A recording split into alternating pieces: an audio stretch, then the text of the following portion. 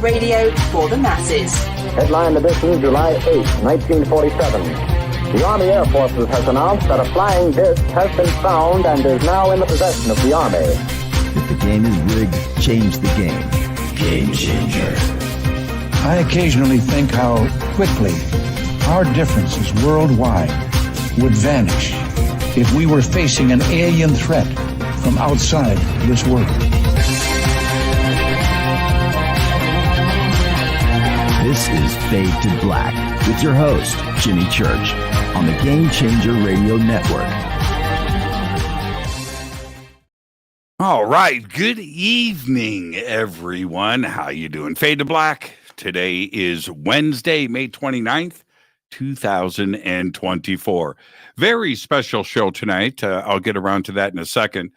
An amazing week on Fade to Black. Tim Swartz being here on Monday, and then last night, Robert Schock was here. Tonight, we have Dave Foley and Tom Wheeler, and we're going to be talking about all things UFO and UAP, and we're going to get into that. I want to remind everybody that there is no show tomorrow. I will be out at Contacting the Desert, hosting their 10th anniversary party at the Crystal Ballroom at the Renaissance Hotel right there in Palm Springs. And as everybody knows, I've been hosting Contacting the Desert, oh my gosh, from the beginning.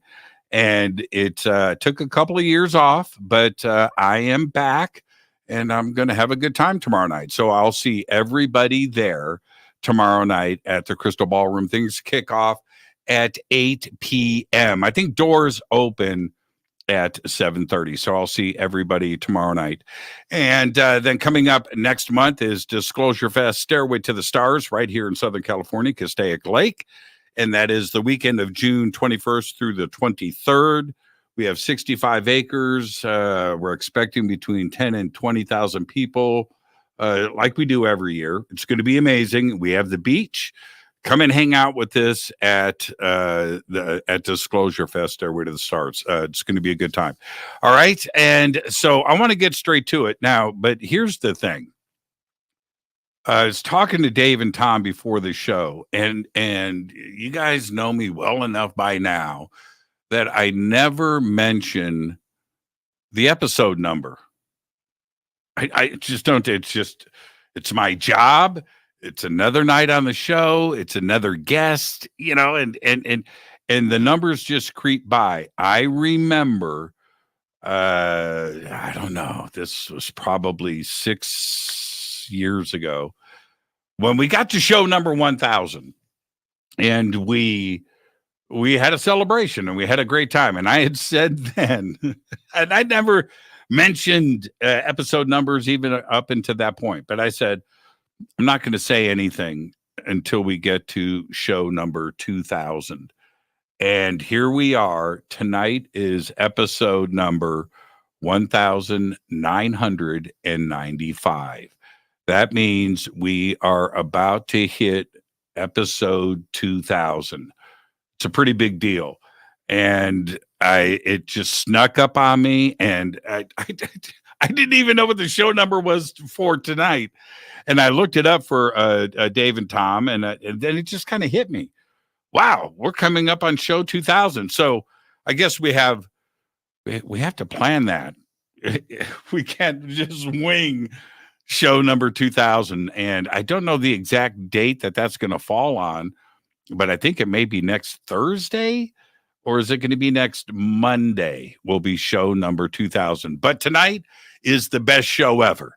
It's always your best show is your last one, and that is right now with Dave Foley and Tom Wheeler. Tonight we're going to be talking about the unexplained. We're going to be going through all of that phenomena, UFOs, UAPs. They've got a new podcast out. We're going to be talking about that too as well.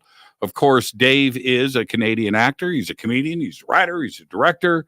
And of course, the kids in the hall. Tom Wheeler is an American screenwriter and producer, co-creator of Netflix's Cursed and writer of Puss in Boots. And that's the other part of this, is that we're talking about the establishment here, the entertainment industry, joining me tonight on Fade to Black. Together, they host the podcast Really. Now, it's really, really okay. I'll let them explain. And interviewing experts on UFOs and alien technology. It's produced by Stampede Ventures and Crissy Guerrero, and features notable guests and has quickly gained a wide audience. The link for everything is below. And I would like to welcome for the first time to Fade to Black, Tom Wheeler and Dave Foley. They're both right there. Welcome, guys. Hey, Jimmy. Thanks for having us. Yeah, this is awesome. And first of all, amazing introduction game. Not just like that was a lovely introduction, but also before that, like the title sequence. I mean, we got to take notes. That was fantastic. I'll have my guy. Oh my call God. your guy. Yeah. That was amazing.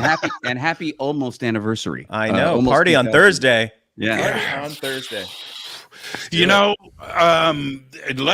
Okay. I need to get one thing out of the way. All right. It's the first time guest disclaimer. And so it's a tradition and we have to go through it. So it's brief. Dave and Tom, it's just you and I sitting on my couch having a conversation as friends. Where that conversation starts, it starts. Where it ends. But we're going to end as friends. You have to accept, and then we can move on. All right. I accept. Yeah. That was smart. I'm really nervous about it. Yeah. Now I'm filled with apprehension at this point now. There's no doubt I was going to accept that. But I was going to go how's it going to go? Oh. Yeah. You got to watch Dave, though. You never know. Dave, you got to keep an eye on this guy. It's so funny. Most guests now, first-time guests, they know all about the show. They know what's going on. They've been watching it, and they're expecting the first-time guest disclaimer. Rarely, but I love it when somebody gets caught by surprise. They're like, "Oh, what? Okay, what? Now I'm even more nervous." Yeah. So, let's actually start here before I throw the softball out and ask the obvious questions, and maybe I won't. But I'm going to put this to Dave first. Now, because I have two guests, I'll say your name, and then you'll know who's so we don't talk over each other. Okay, so Dave, you're a comedian. You're funny. Yeah, true. We love you for that. Well, okay, we love you for that. But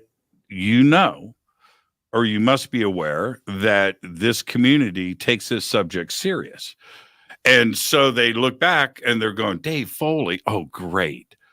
Jokester, going to make fun of something that we take very serious. Are you aware of the minefield in front of you?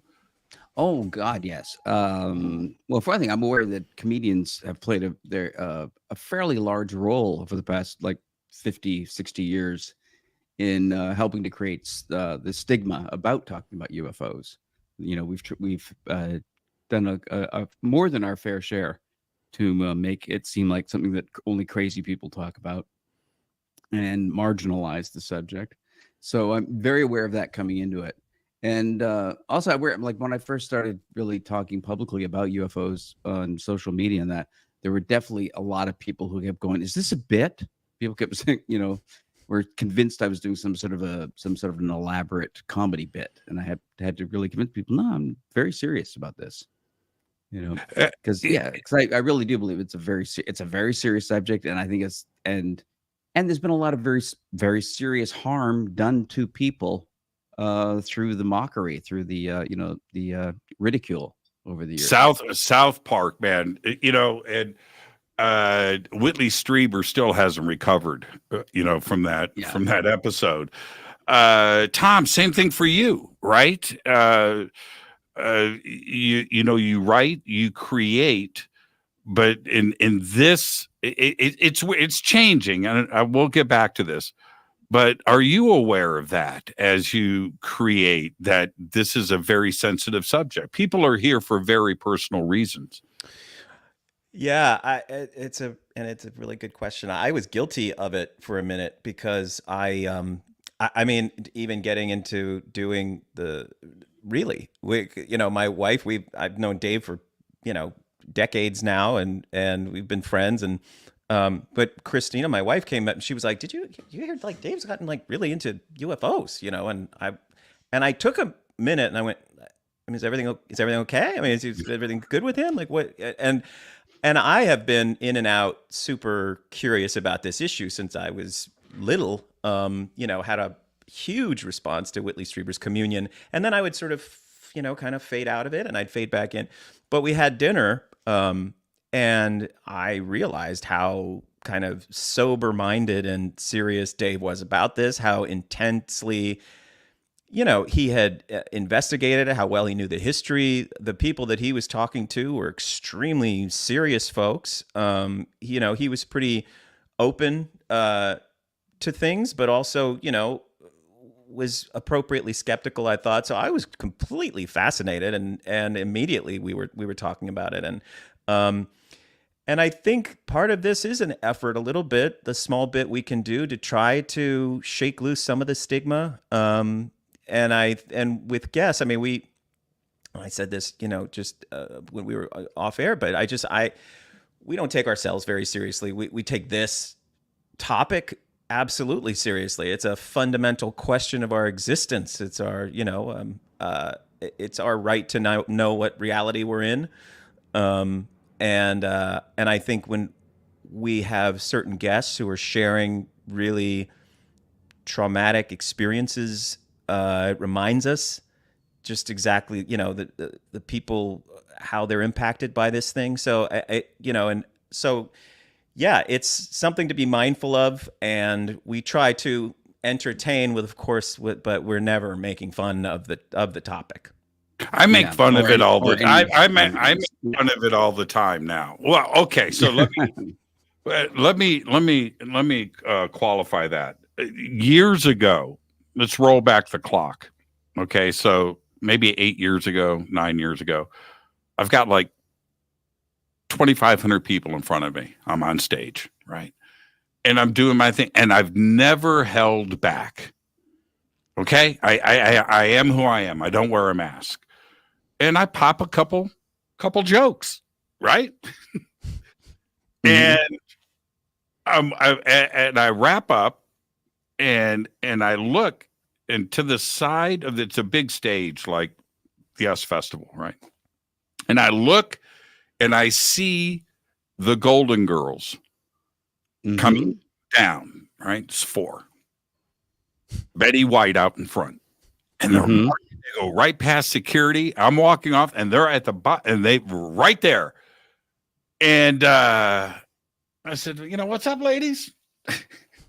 Oh, Mr. Jokester. I was like, what? We need to talk to you. I'm like, man, how old are you? Right? And she's like 4'5". Betty White. I'm not kidding. And they take me out in back of the stage, and Betty White punches me. What is happening? What is happening here? Betty White punches you? And she's like, wait, was that funny?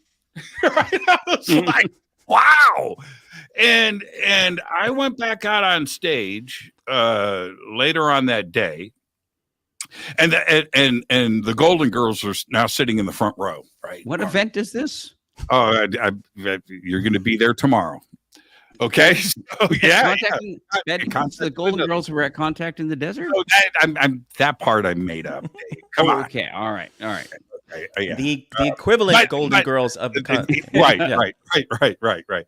And so, but I went out on stage and I said, look, if we can't laugh at ourselves, I mean, seriously, there's way too much tension here. Right? Everybody is just so focused and I get that because they've been ridiculed and teased and tinfoil. I get that. And they've been fighting the good fight. But you know what? It's okay. Let's loosen this thing up. Now everybody knows what I'm about. Right? Okay. So, but it was a really, really strange awakening for me. And to appreciate that everybody is here because of a personal journey. They're not here for fun. They're here because something has happened in their lives, and they need to come and hang out with like-minded people where they're not going to be teased and ridiculed and made fun of. Yeah, or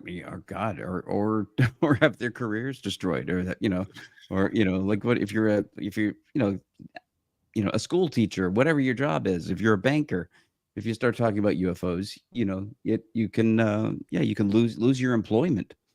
And it's like, it's bad enough you've had this weird experience and then you can't talk about it. And if you do talk about it, you will be punished. And it's Well, so that's where the softball hardball question comes into play. yeah. We know there are certain things that are career killers in Hollywood. And UFOs are one of them, right? You can go and do an alien invasion movie. You can play the alien. You can do all of that, but you can't talk about it, right? Is it changing in Hollywood? It is changing. I think it is changing. Is this, like, I know that, like even two years ago, when I would talk to people in the industry about, people ask, what are you doing? I said, well, I'm really into the UFOs right now. And so what would you like, because I talked about before we were doing this podcast, I said, I think I'd like to do something on the subject of UFOs. And there would just be sort of this glazed look on their eyes, and they would sort of stammer and, try to move on to another subject. They'd go, well, what about a podcast about movies instead? Yeah, right. So, well, I'm not really interested in that. But now my representatives are coming up to me and saying, there's a lot of interest in doing something in the UFO space. So now it's like people are actually smelling money in the subject of UFOs with, like shows like was it Encounters, the Amblin show that was on Netflix had a huge audience. So now that there's people smell money in the subject, they're less derisive about it. They're less skeptical. Well, and Tom, Yeah. the easiest way to get something greenlit in Hollywood is an alien invasion movie. I mean, you don't even have to pitch it, right? It's really yes. There's always interest in the topic, even if it's presented, high end Arrival, stuff that's really quite technically brilliant and draws from all the stories we've heard. What's different, and what I think what I really do feel is changing is I think we'll start to see more mainstream true life stories, that we'll start seeing, because that's been sort of the dividing line. You're not, yes, there was a communion movie, but it felt this was a long time ago. I think you'll see, in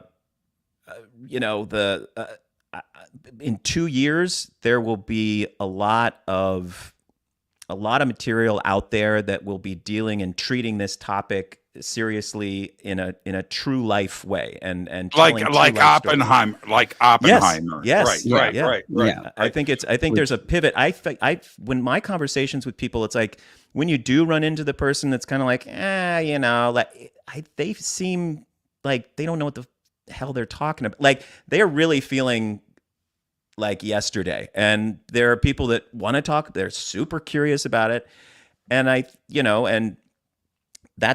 feel like that's a good sign. It's a good sign that people are taking interest in something that's rather important, that the government seems to be taking pretty seriously. So I think it's probably good for the citizens to take it pretty seriously. And I think mostly the populace does. It's more like the media that can kind of think it's too cool.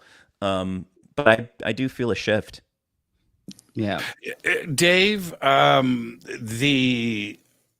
the right turn that you apparently took wasn't even a right turn. You drove off the freeway into a cornfield.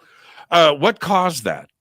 Did you see something? Did you feel something? No, it was more just, I was always had an interest in it, and sometimes it would get elevated to a more serious interest. Like around the time of the Phoenix Lights, that got me really thinking about it. And when the Cometa report came out, but it was really the thing that got me really thinking, this is something that, as a person who likes to, try to understand the world, that I should pay more attention to, was when I saw James Fox's Out of the Blue documentary. And that was kind of my first sort of broad-based exposure to the history of UFO phenomena, especially from the standpoint of really credible military and government officials, and some of the most well documented events. Like those, things like learning about Malmstrom nuclear missile base being shut down by a UFO, things like that.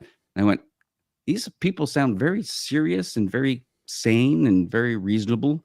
And I don't have any reason to not believe these people. So I should really try to learn more about this. That's a really good point. And I'll tell you why. Sean Kirkpatrick, right, the Arrow report that was just released, and his public statements about this, where he's saying, there's nothing with the military. Nothing's ever happened. No, I can't uncover anything. I've discredited everybody, discredited every conversation. It's like, wait a minute. Have you even looked at the history of what we're talking about? But Rendlesham is about as military as it gets. It's an Air Force case. Yes. With nuclear missiles stored there. Yes. Nuclear bombs were stored there. And so when something flies over the storage area of a bunch of nuclear weapons and shines some sort of a laser-like light on it, that's a pretty serious issue. Or even just come into the airspace above that is a pretty serious, a breach of security. Yeah, and but again, it's kind of the thing that got me going was the debunking of things like Rendlesham, where I just go, that you have to be willingly ignorant to accept the explanations that they're putting forward. You have to be so primed to believe the ridiculous that you're going to believe that these trained military people get confused by a lighthouse that they've seen for the entire time they've been posted on this base. Or that they can't, that they're standing within a few feet of an alien craft, and they can't tell that from a flashing, lighthouse light through the trees. So check this out. I get to do the Brady Bunch. So Tom, yes, what happened in your life that you took this turn? Did you witness anything? I love that pivot there. I had some very weird kind of paranormal experiences as a kid that probably allowed that portal to be opened. It didn't seem so impossible to me. I would say as a young adult, I had a friend in college who has subsequently been on our show, one of our earliest episodes. Jean is her name. She was like a really good friend. We were at NYU. She was a little older than we were as freshmen.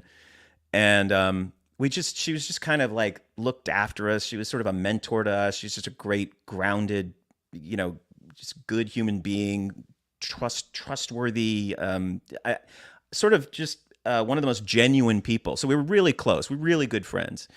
And one night I was sharing kind of my ghost weird stories from when I grew up, and she shared this story about being 15 years old in her home in Connecticut, and a night where she was abducted, had an absolutely terrifying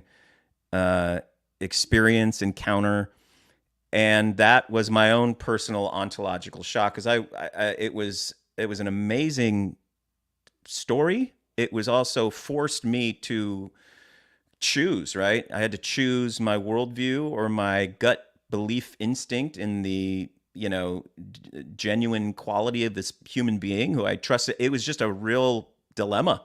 And I chose Jean. I was convinced something fundamental had happened to her. She, to this day, I called her up when Dave and I started doing this, and we sort of spoke off and on, over the years, but not a ton. And it was kind of awkward, but I was so compelled by her story, and I knew it would be meaningful to anyone out there that had experiences like this, and I didn't know if she wanted to share. And she was like, "Oh God, I knew you might be calling. You know, I'd heard some of this was happening," and she was willing to really be brave and talk about this publicly for the first time. And I think that really was kind of the bridge for me into this, even though through the years I'd been in and out of, this topic. I haven't spent this extended amount of time, of course, dealing with it.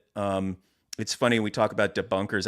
I over and over, I've thought about how the brain just wants to just go back to its safe place. Like, just give me one little shred, just throw me a bone of doubt so I can dismiss all of this overwhelming evidence over here, and just give me that thing to just go back to my reassured place of, okay, it's all, and so I do think it's just so easy to debunk, right? Because that's all the brain wants, is just a little bit for so many people. I don't know. Personally, that's what I think. But yeah, I would say Gene was was a big one. Yeah, debunking is easy. All you got to do is say no. I mean, that's usually the answer, right? Yeah. You can't quantify it. Well, you find one small detail in the story that might be explained by something else, even if nothing else is explained by it. Exactly. But if you can explain this much of an incident, they think, well, if that part of it can be explained, then let's just ignore all the rest of it. And I feel bad for the debunkers and the skeptics. Let me explain briefly. They are the loudest because they are completely outnumbered. The Skeptic Society, that's small. Skeptic Magazine, it's got a mailing list of 1,000 people, right? It's not. It doesn't go out to 50 million people a month, and it's a very small group. The witnesses in the UFO community, this is a global. We're going back through history. We're large, so you kind of got to feel bad where they are really they're up against it and constantly fighting, but they don't qualify, and that's the thing. I'll give you an example. Dave, I want your response first, and then we'll throw this over to Tom. If you're Neil deGrasse Tyson or somebody like that, that's educated, and you cannot say to me that we're not being visited. You can't say that. You cannot. What's the proof of that? Mm-hmm. My proof is that every star has a planet. And the universe is a friggin' big place. And the amount of life out there is infinite. I've got that backing me up, right? But Neil deGrasse or somebody else, they don't have anything to back that up. They can only say, no. Right? Well, that's the difference. They'll talk about the distances and the energies required to travel, through interstellar space, and all of that's great if you only think in terms of human technology and human capabilities and human understanding of physics. And I think it's unwise to get too set on thinking we know what's going on. I mean, when we found out, in the last 15 years, we found out that 95% of the universe is missing, that we don't know what 95% of the matter and energy in the universe is unaccounted for. So I think if science has missed that much of the story, there shouldn't be that level of smugness, and when there's something they can't explain, they just make something up. They just make up dark matter. And they just make up dark energy. They have no idea what it is. They have no proof. Put the name dark on it. Yep, and they have this zero, proof that dark matter or dark energy exists. All they have are the effects of something. They see the effects of somewhere there's a source of gravity that they can't explain. So there must be some matter there. And same with, the universe is speeding up in its expansion. Well, let's call that dark energy. And they've been like examining this for about 20 years now, and they still have no idea what it is and have found zero evidence for what it is. But that they will take seriously. But UFOs, where we're tracking them on radar. We have trained fighter pilots, tracking these things and chasing them. We've got military observers going back to the 40s and 50s that have seen these things and chased them. Satellite, not satellite, but the radar tracking. Tons and tons of it. Way more evidence for UFOs than we have for dark energy and dark matter. Yeah, something we can't see, we can't measure, right? We're just taking your word for it. Yeah. Right. It kind of sounds like religion. Because they just realize that nothing about the way the universe is running makes sense, because 95% of it is missing. And I think, and it's also the people like Neil deGrasse Tyson refuses to engage with any, like, he just very much like, I would say, the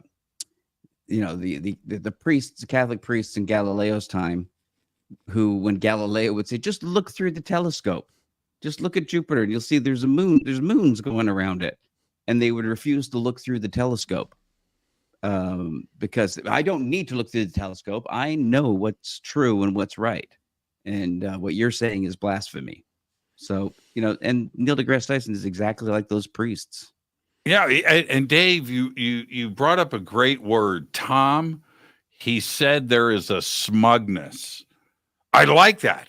That's a perfect way to describe it. Like the clergy in the Vatican back in Galileo's time, that is about as smug as it gets, right? Yeah. They don't even want to take a look. Yeah, I think some mainstream scientists find themselves behind the conversation, so they'd rather try to destroy the conversation. Like, if they can't really be kind of leading the charge, I think he finds himself in a quandary where there is this sort of, as obvious as the nose on your face from evidence, military pilots. It's just there is no question. It's in the rearview mirror. Doubt is in the rearview mirror that there's incursions in our airspace. Nobody knows what it is. The Pentagon admits what it is. And so I just think there's a little bit of a public tantrum going on with Neil, deGrasse Tyson. But you have seen certain people kind of pivoting and just, Eric Weinstein, some people who are intelligent and know physics, and they don't know everything that's going on, but they're very clear something's happening, and they aren't dismissing it. And I think the serious academics are looking into this in a scientific way. They're trying to get the data, and I think as these public scientists, they want to they're going to throw the risk board up in the air like my big brother used to do if I was winning the risk. Throw the game board up in the air as opposed to participate. Yeah, and the scientists that are taking it seriously are having to endure character assassination from their peers. You have like Avi Loeb, who is a tremendously qualified and credentialed and accomplished scientist.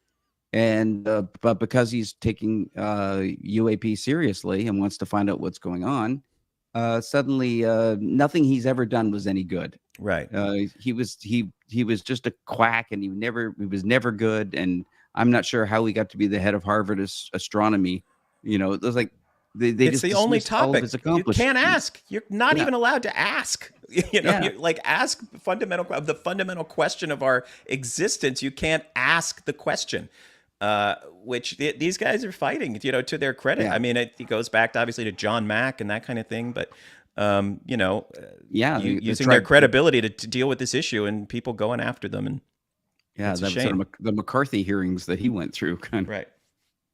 Well, and there's to Avi's credit, he's got an open mind with everything. He does, but he will only comment on what he is convinced with evidence. That he doesn't he doesn't get into reptilians. He's not going to have that discussion of anal probes. He's not going to go there. It's just the empirical evidence and the data set in front of him that he will address. And that data is telling him we are not alone and we are being visited. Now, he doesn't speculate, right? And I've tried. I've had dinner with Avi. He's been on the show many times. Love the guy to death. And I've tried to push him. He won't do it. No. It seems like he is gradually broadening the aspects of it that he's willing to accept as he gets deeper and deeper into the subject matter. And again, also like Michio Kaku is made a transition. He was kind of debunking the Tic Tac event when it first became public, and then he very quickly kind of transitioned to saying, no, the data is on the side of UFOs are real, and the onus is now on the people who want to tell us that it isn't to prove it. Because the data's there saying, pay attention. There's another part to this. And I'll say this, guys, welcome to the community. It's a great place, man. It's a great place to hang out. Mm-hmm. You're going to love it here. But right now we're on the right side of history and things feel pretty good for the community because, we fought the good fight forever trying to be heard. And now we're being heard. And now it feels kind of strange to us. Like it was kind of better. It was more fun when it was our secret little game in the sandbox, right? And now it's everywhere. But now that we've made this transition, I look back. As you guys know, Thomas Jane is going to be at Contact in the Desert this weekend. Yeah. All right. I'm going to say something that I've never said before publicly. I might mention it tomorrow night on stage with Thomas. I'm going to embarrass him. Mm-hmm. 20 years ago, 18 years ago, Thomas and I are at the LA Film Academy. Okay. All right.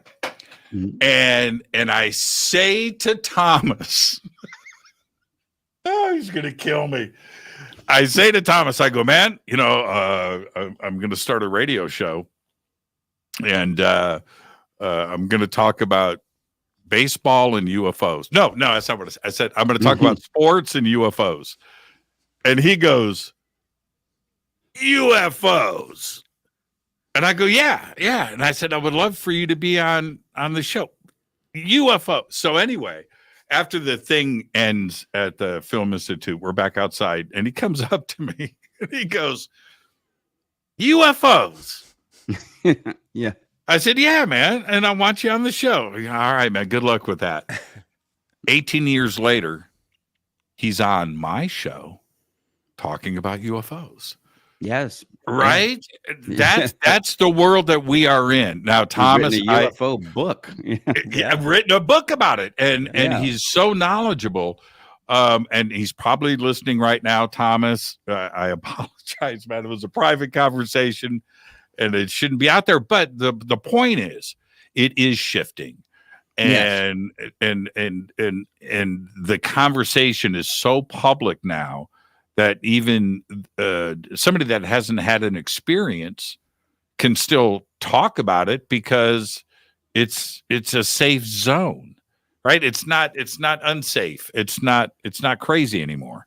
Yeah, I mean, because there were always, I mean. Like John Lennon went public with a UFO sighting many, many years ago.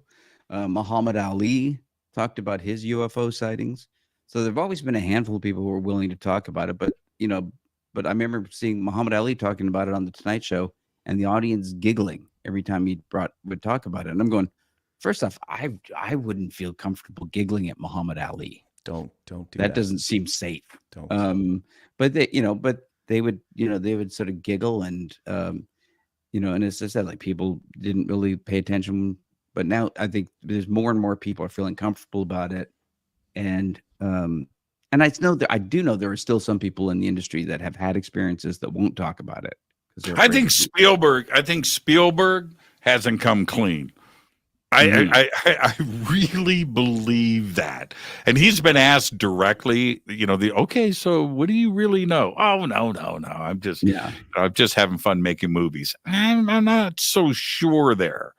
And he's announced a new big UFO project that he's not and talking about what it's about. Obama, Michelle and Barack, their first project is Betty and Barney Hill. And that's in production right now. Really? That's so cool. I didn't know. There's another guy who's gone through a transition from making fun of it on late night talk shows to being on what's his name? The English comedian, that late night James show. Corden? Yeah, being on James Corden and saying, there are UFOs. There are UFOs out there. We don't know what they are. We can't explain exactly how they fly or what they're doing. We don't know what they are. Let me ask Dave. Tom, I'm going to ask you the same question. This is just your opinion. I get it. But what do you think the government really knows? At what level? Are they in contact or communication? David Grush, crash retrievals, we've got bodies on ice.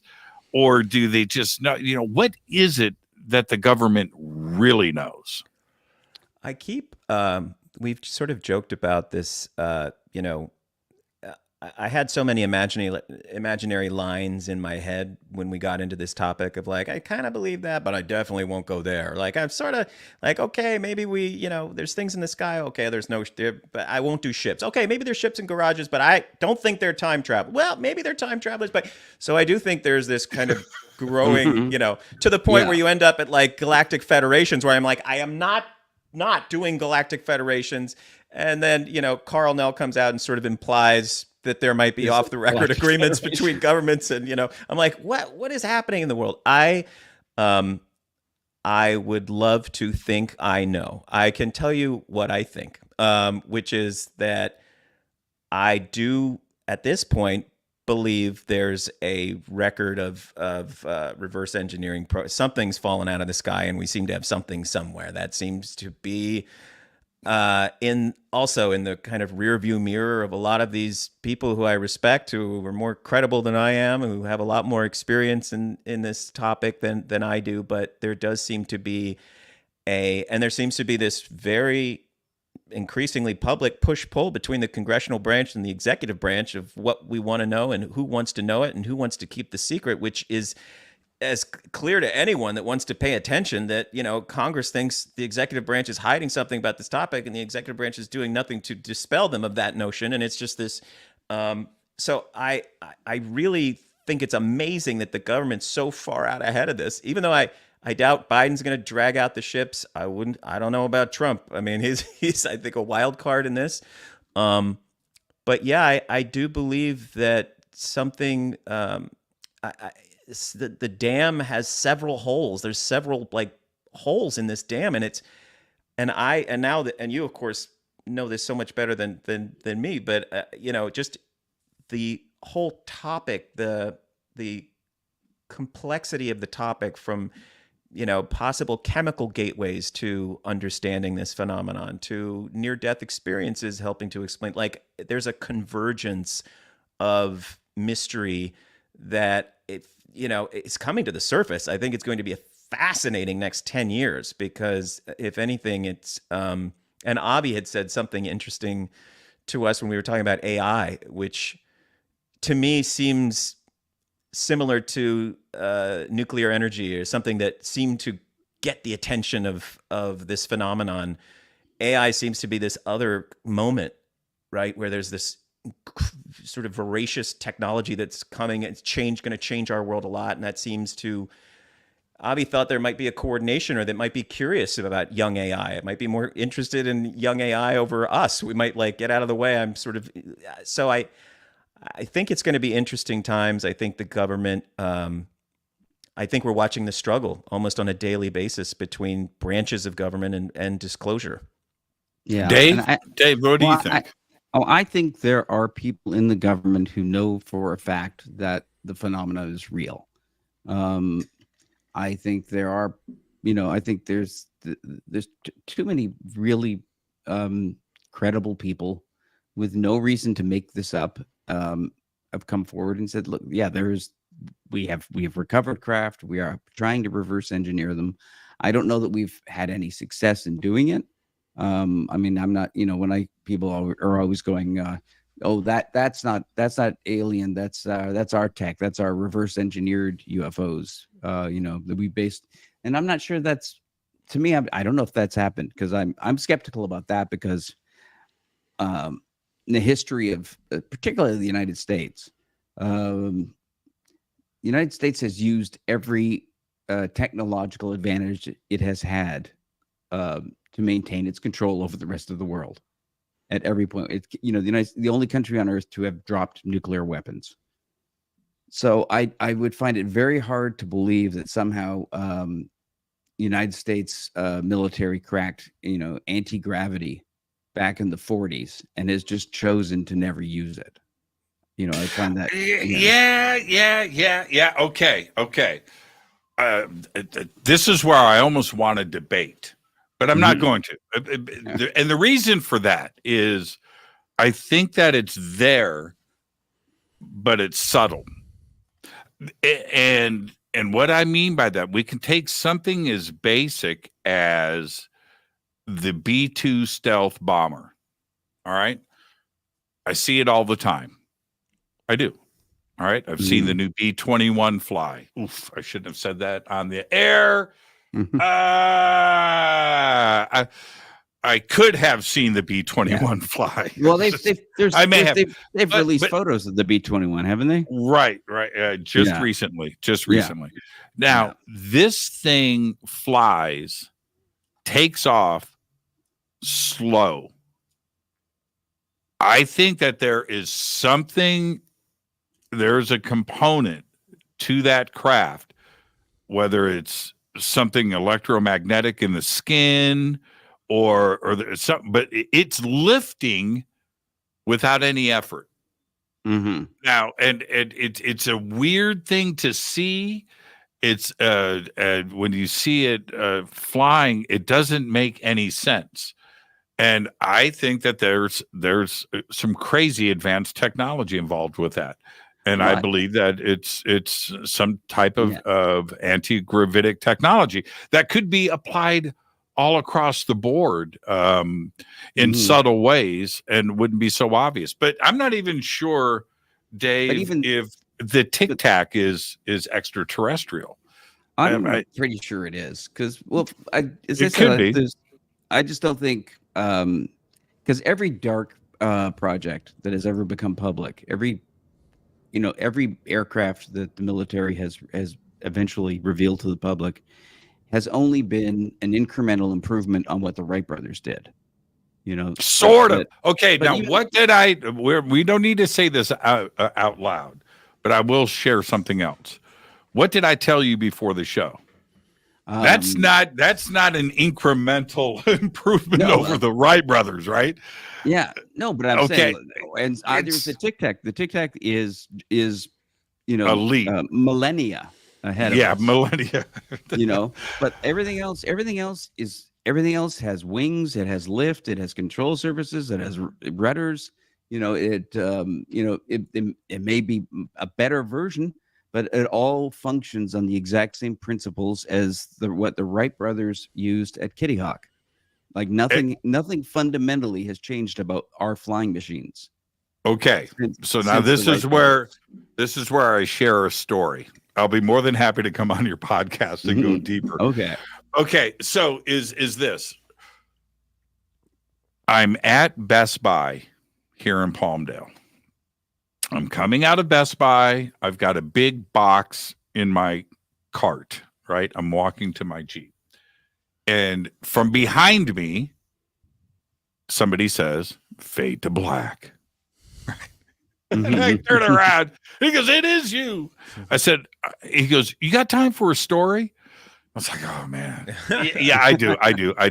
And he goes, "Man, I grew up here in Palmdale, man. And in high school in the 90s, we would be outside And they did this for a couple of years.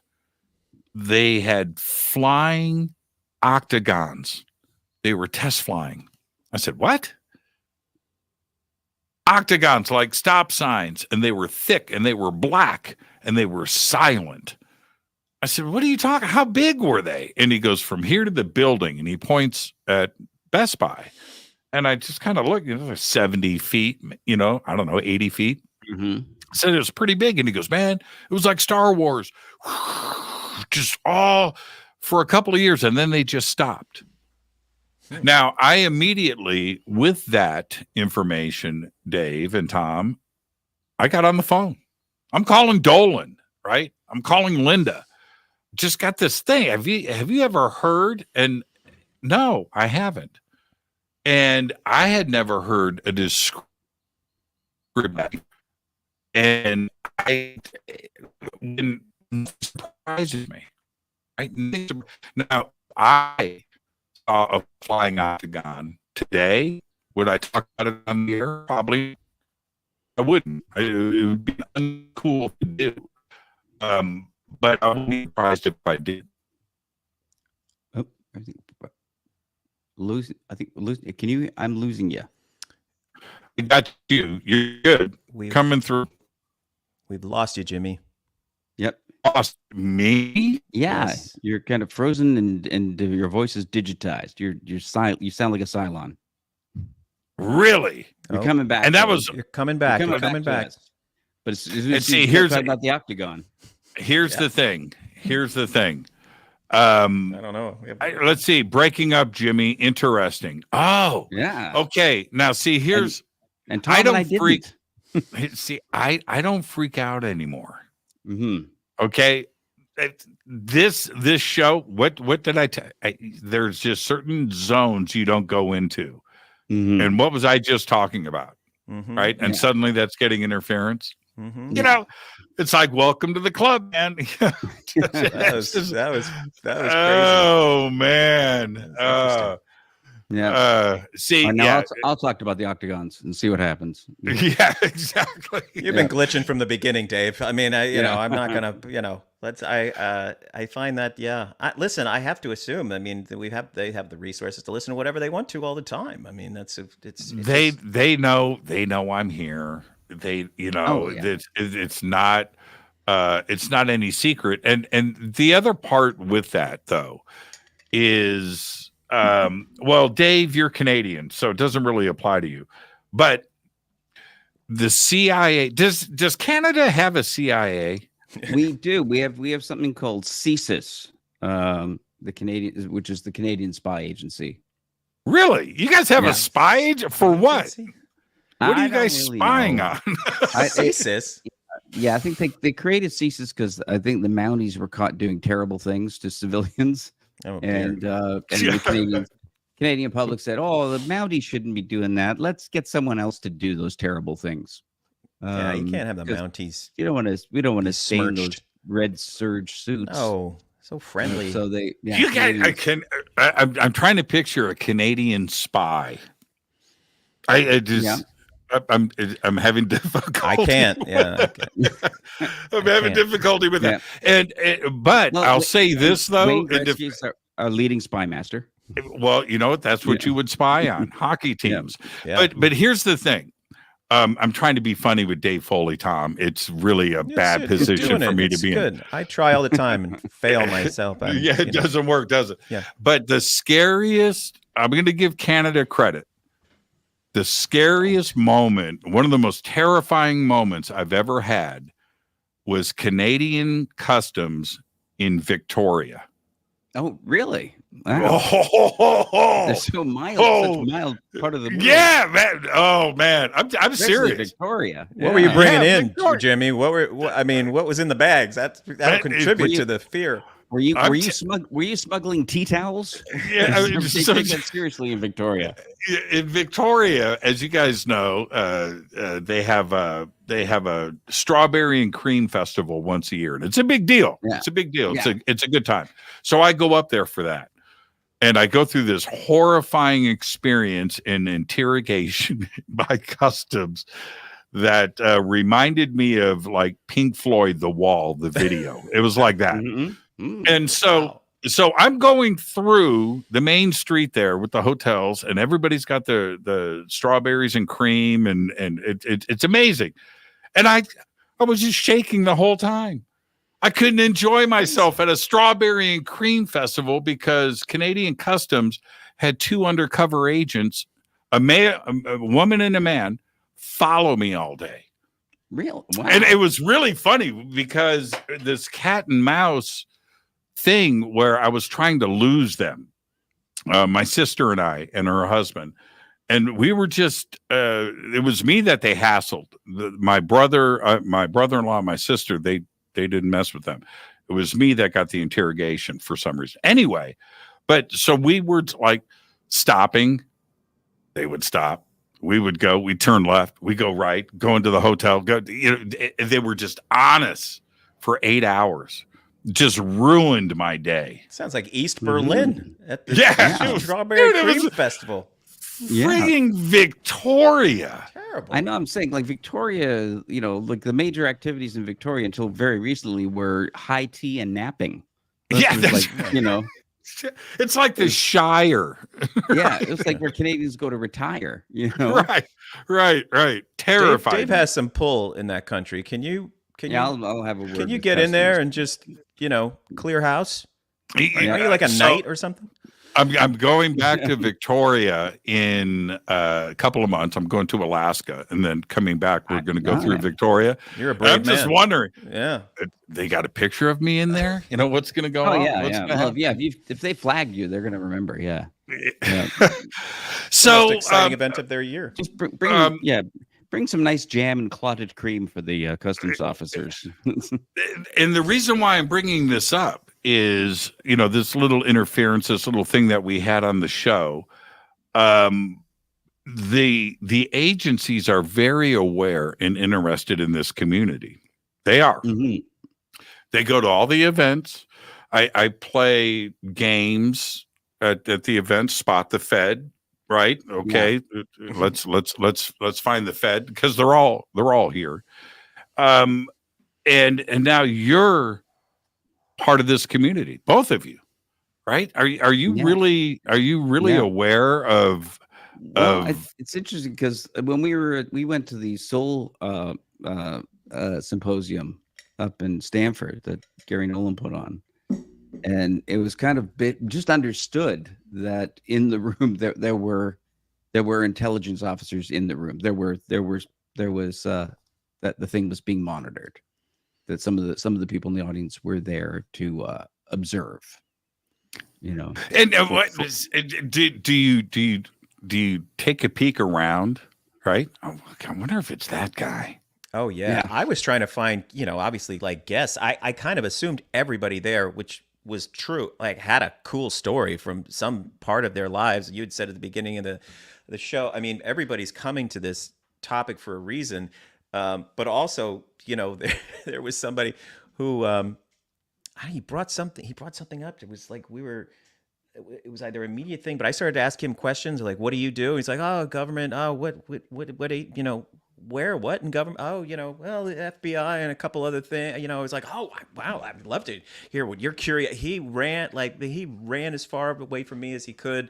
There was a real vibe in that space. And the repeated warnings that we are not giving away any classified information. No classified the security, the sense of concern that someone might slip up and say the wrong thing was very palpable. And there were repeated reminders to not reveal anything classified because it felt like people were gonna jump onto the stage or something like that. It was a very weird and eye-opening.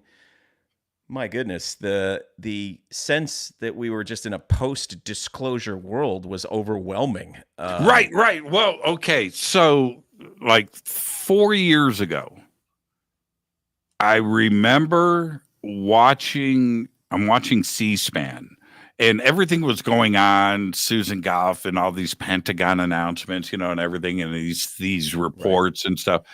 And from the White House press office, right? the press room, the White House logo in the background, the podium, and the press secretary at the time steps up and says, UFO. I mean, out into the microphone, right? And I was like, when has that ever happened? I don't think it has. And the answer that she gave was something like, the president is aware, and yes, we are talking about it, and this is, going through the book, right, the 3-ring binder, and yes, and we have reviewed the report about UFOs, and I was like, oh my, this is where we are today. That's how I think that was a big deal. Well, even recently you had I forget his name now. Carl Nell. Carl Nell's big announcement at the SALT talks, but also the Pentagon spokesperson. I'm forgetting his name. Dark hair, but he was like Kirby. Yes, John Kirby. Yeah, and where he did a press conference where he said, yes, these UAP are a problem. They are intruding on secure airspace. They have had impact. They have impacted on training missions, and there is a safety of flight issue. So that's pretty explicit, Well, I mean, just the handoff from Harry Reid to Chuck Schumer has been extraordinary. Harry Reid could have been, an anomaly, like, oh, he's, he lives in Vegas. He wants it all to be, kind of, he's got this Nevada kind of, Chuck Schumer has been more out front with it than Harry Reid, practically. I mean, he's on the floor of the Senate with, Republican co-sponsors talking about non-human intelligence, and you'd think it's news. You'd think that would be newsworthy. I think Chuck Schumer. Yeah, Chuck Schumer suddenly turned into Stanton Friedman, and right. Yeah, another great Canadian export, by the way. Besides, most people want to go Gretzky or Rush. I'm going Triumph. I'm going Triumph on that one. I saw Triumph in high school. When I was in high school, they played my high school. No way. Oh yeah. Played the high school theater back in the day. So you're from Ontario? From Toronto. They were from, I guess, Toronto, right? Yeah, Triumph. Yeah, they're Etobicoke boys, West End Toronto. Yeah. Right. Are we doing favorite Canadians? Is that what's happening here? Yeah. I'm going to throw out Bret Hart, the professional wrestler. Yeah. I'm also friends with Rush, Jimmy. I just Well, there's a weird thing when it comes to Canada and the United States and UFOs. There's a general consensus, and this is a global thing, that Canada just goes along with the United States. And you know what? And yes, I would say for the most part, yes, because we have a long border. And there's other things, and we don't have issues between the two countries. But the openness that we have with UFOs that's going on in the United States, that hasn't folded over into Canada. Not translated to Canada at all. No, I mean, and we have like a former, a Minister of Defense, Paul Hellyer, was pretty open. He went public years ago about saying that UFOs are real. Based on intelligence he was given from the U.S. But yeah, definitely Canada has been very slow to address the issue. They haven't, I guess right now there's something, I forget what it is, the Canadian Skies Initiative or something. It's supposed to there was something scientific. Recently though, right? Yeah. Is that what you're talking about? Larry Maguire has started asking Canadian politicians and officials to tell the Canadian public what they know about UFOs, but still most of the response is still what it would have been in the U.S. 10 years ago. Just people giggling and going, "Oh, it's crazy, Larry." Is Trudeau still the prime minister? He is. Yeah. What's his? See, that's how much United States knows about Canada. We don't know. Yeah, and I've never heard Trudeau address the UAP. That was my question. Right? Yeah, has he ever? He's never brought it up. Never heard him discuss it. And as I said, like there's no one officially looking at the subject in Canada, which is a problem. I think things get reported to the I think the Ministry of Transportation is where things get reported because they have the jurisdiction of like airports, trains, and everything. So yeah, there's no real official way to report a UFO in Canada. So there's no, as I said, except for Larry McGuire, there's no public officials asking questions about it. I mean, there are occasionally the media will pick it up and interview people who have had experiences, but Canada's lagging way behind in terms of pushing for disclosure or more transparency. Or even just taking the subject seriously. Canada's lagging way behind. I've often said that if we look at, because I'm asked this question all the time, Jimmy, what's your favorite? What's the big one for you? And there's the obvious things. Dave, you brought up the Phoenix Lights, and there's cases like that. But I always look at Shag Harbor. Harbor, Westall in Australia, Rendlesham in the UK. Those three cases, which a huge amount of witnesses and but they're not talked about like other cases, and those are three cases outside of the United States. Yeah, I mean, I think I've never been to Shag Harbor, but I do believe they do have a little like Shag Harbor event museum there, and they've made some I think small attempts to I guess capitalize on it as a tourism thing out in Shag Harbor. But it's like it's a pretty major incident. One of our first like well documented transmedium UFO sightings. Well, you had the Mounties, you had the United States Air Force, you had the media, everybody. Yeah, there was Coast Guard, Navy, everyone was out there searching for this thing, searching for whatever was because it was. Was it a Great Lakes thing? What was? Remind me which one. The Shag Harbor. Yeah, there's another time zone that they have all to themselves. Okay, so it's way east, and in Nova Scotia on the south side of this, there's a cove. It's called Shag Harbor. South side of Nova Scotia, and there's this point down there. And so what happened in 1967, I believe, without don't quote me, but there was a bunch of sightings before Shag Harbor happened. Mm-hmm. Commercial airlines, there was some radar traffic, there was some reported, didn't know if it was a meteor or whatever, but it was being tracked, and then it turned.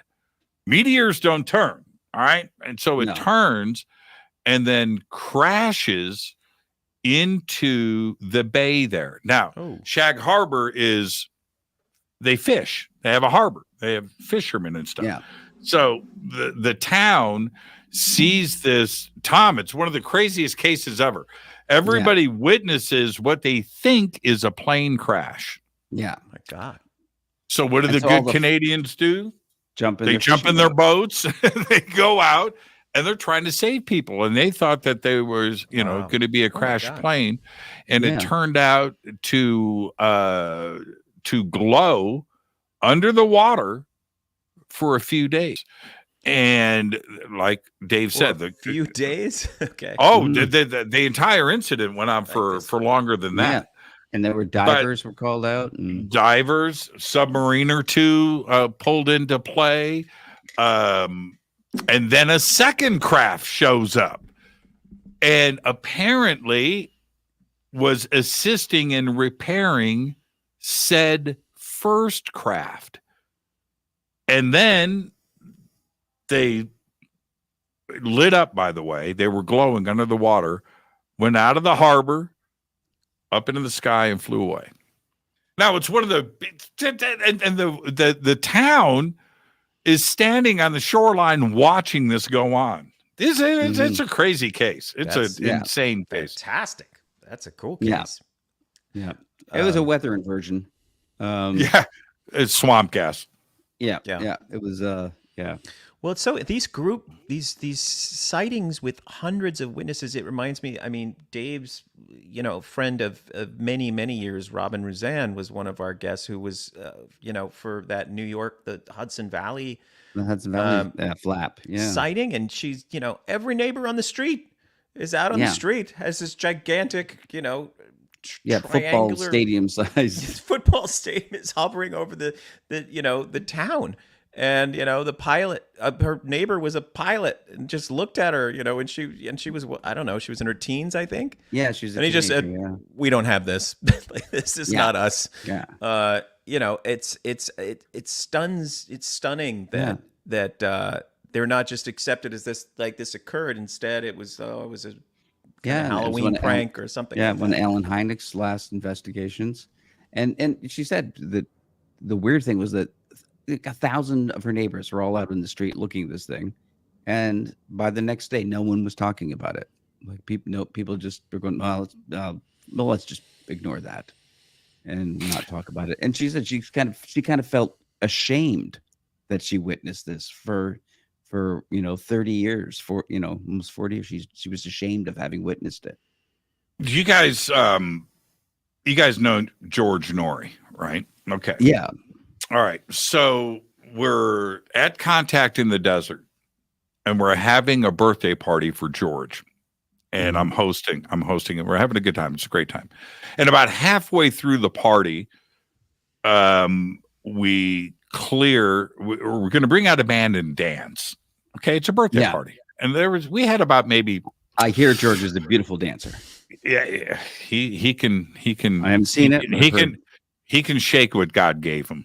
Yeah. I'll say that. So anyway, we're clearing the room out so we can start dancing, and my cell phone goes off, and I look at it, and it's a text, UFOs.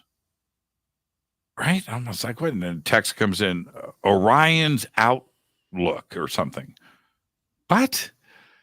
And I turned to the security. I said, hold up my phone. Where's Orion's Outlook? Well, it's out. You go up, and this is when Contact in the Desert was in the desert. It wasn't at a hotel. Mm-hmm.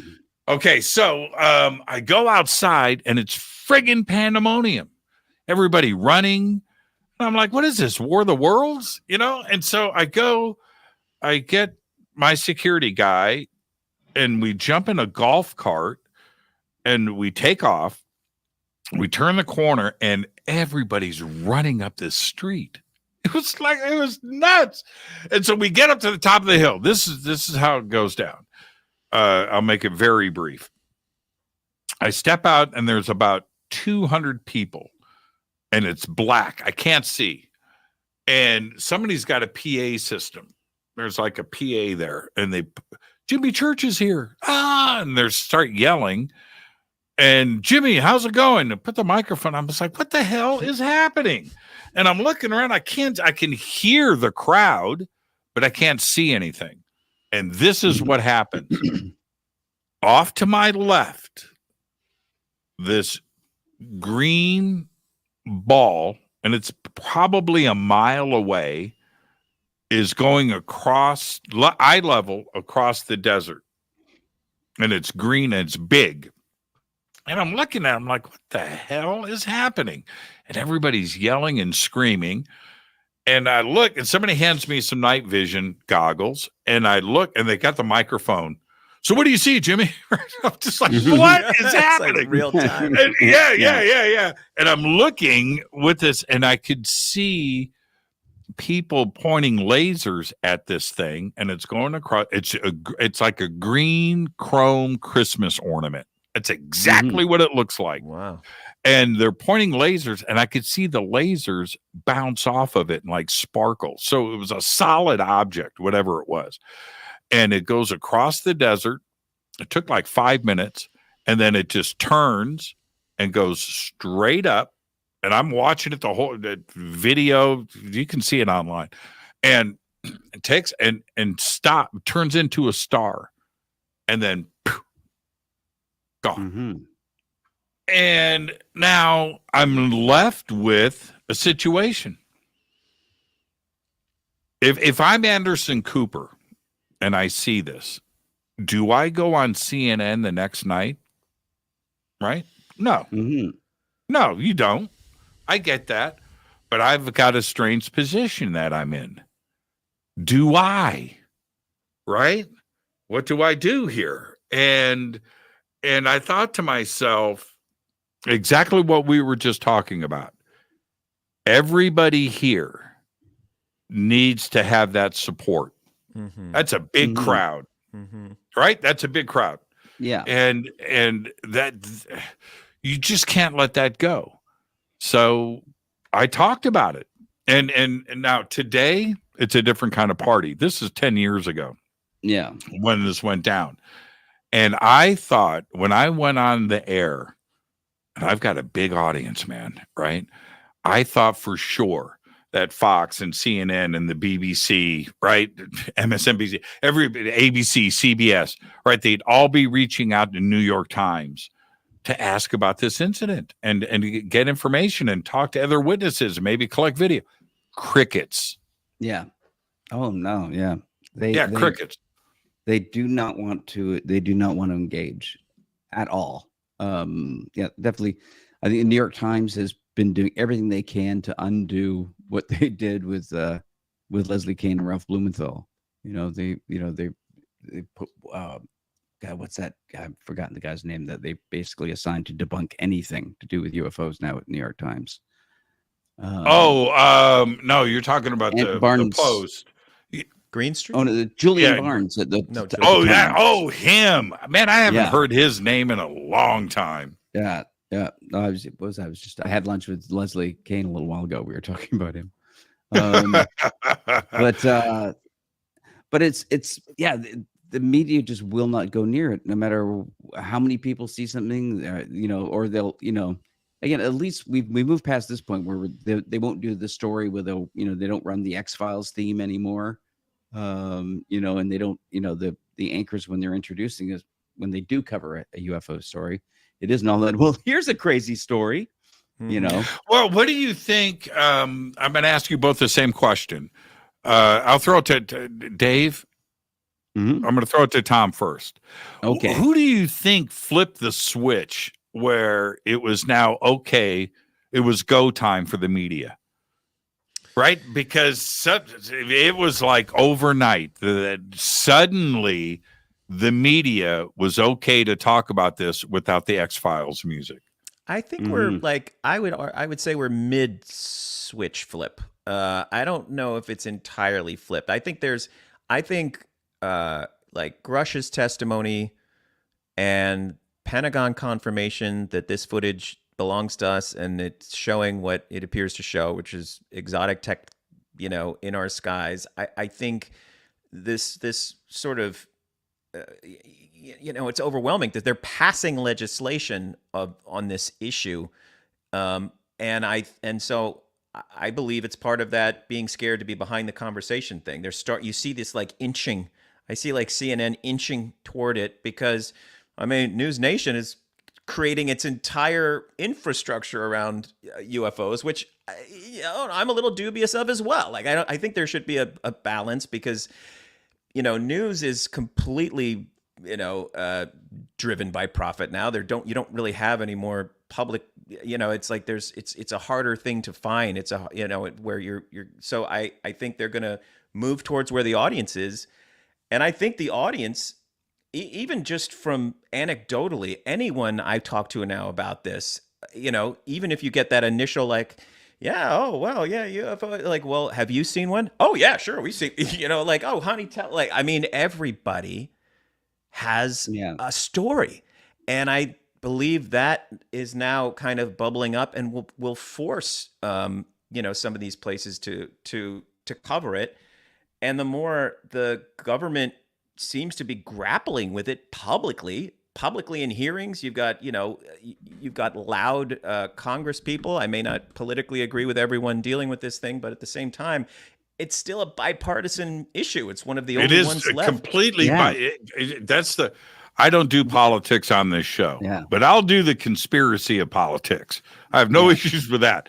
And that's one of the conspiracies, not the classical definition of conspiracy, but to have a bipartisan kumbaya, and that kumbaya is UFOs. That's shocking. And any other bipartisan legislation that comes out right now is big news. Like anything, like, you know, when the Senate passed bipartisan, border reform legislation, that was huge news. This is the two parties worked together to produce this bit of legislation, right? But the fact that the thing where we're getting the most bipartisan activity is on the UFO story, and it is people that are at polar extremes in the political spectrum.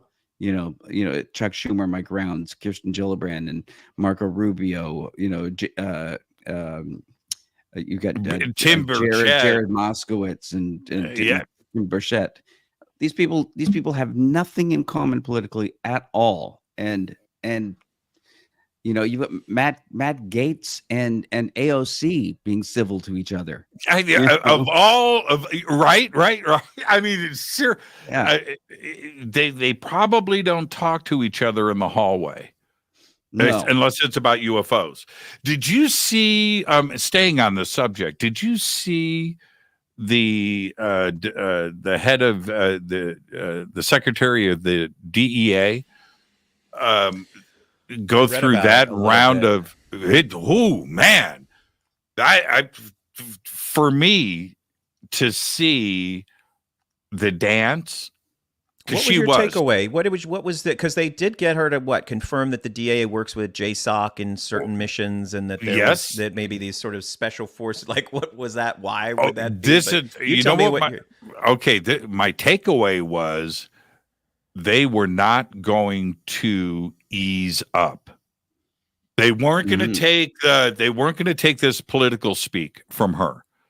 And it didn't matter who was asking the questions. They were coming straight back to the point.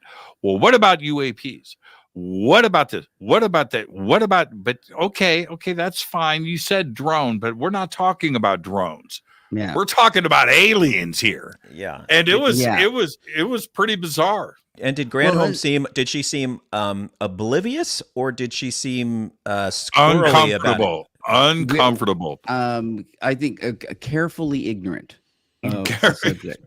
Well, you saw. Have you ever seen anybody fidget that much? Well, they asked her about UAP, and she said, and they even said, if you want to call them drones, over American military installations, nuclear installations. And her response is, "I understand there has been a report on that." You're the head of DOE. You understand that there's been a someone somewhere wrote a report. I said DEA. Department of Energy. The DEA. Yeah. Same thing though, probably the same answers. Yeah, but it's like that's not an acceptable answer. I believe there's been a report. Well, you're the head of the department. If there's been a report about even if you want to call them drones over our nuclear generation plants and nuclear missile installations, and even right now, was at Langley Air Force Base is being inundated with drones constantly, and they can't shoot them down. They can't take one of these down. They can't take one drone down. You bring up such a great point, because she had that same question from 3 different representatives. Yeah. And finally, because they weren't going to let this go, she goes, "Okay, yes, we have a program in place for this." Right? And that was, and she wasn't going to give that up. She was not, but.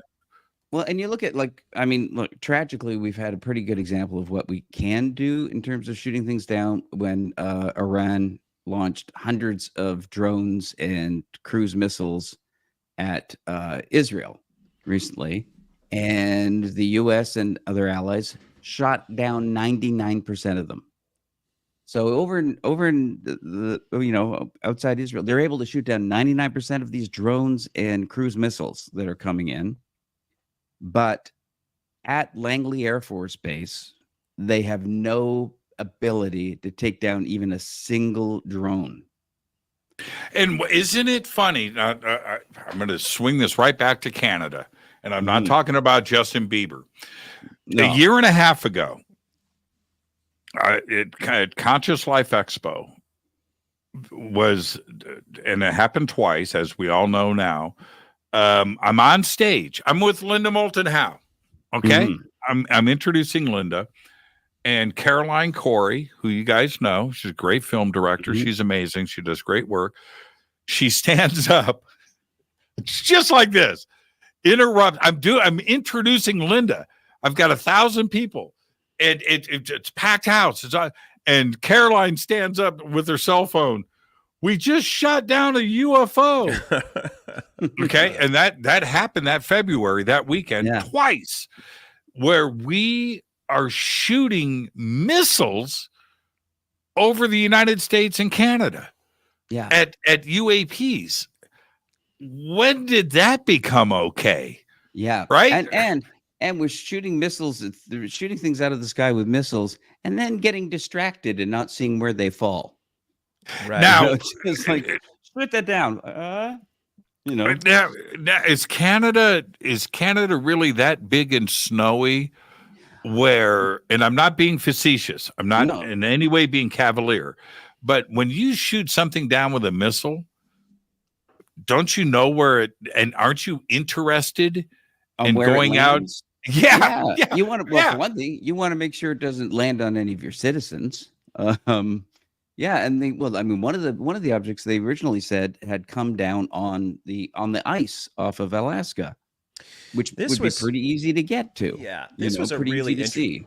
Because CNN actually, when this went on, did I recall what's his name, the weekend anchor, but he was using really, really clear language. Like, it was showing no signs of propulsion. It was he was sort of kind of by the book. I was shocked. Was it Jake Tapper? No, it was the guy who was the White House reporter during Trump. I forget his name at the moment. But right. Well, I know. I haven't watched the news in 10 years, I have no idea. It was it was like a interesting pivot, and I went, oh, they're really covering this like legit, and we didn't see not even a grainy photo from these jets. And a week prior, when the military wants to show these incredibly clear, vivid, practically 3D photos that their jets can take because there was some Russian issue with a fighter over Ukraine, there was some kind of picture they wanted to show us. Yeah, it's like, oh my God, we can see this thing. It's like in 4K or whatever the hell. This is, but they can't show you anything from these multiple shot down and then never found them, and I don't know what happened to them. Yeah. Well, they did that. I think Dave was going to bring up that Chinese balloon. We certainly had pretty crystal clear pictures of that. Yeah. Yeah. And again, that's because, because it's something it's clearly not that interesting. So they're fine with that. They'll have endless press conferences about it. They'll show the footage of it over and over again. They'll talk about it, and the press too. They're the same thing. The press will talk about the stupid, surveillance balloon for a month solid, because it is boring, Hey guys, I need to take a break. I was supposed to do that a half hour ago, so let's get that in. We'll be right back after this short break. Dave Foley and Tom Wheeler. This is Fade to Black. Stay with it.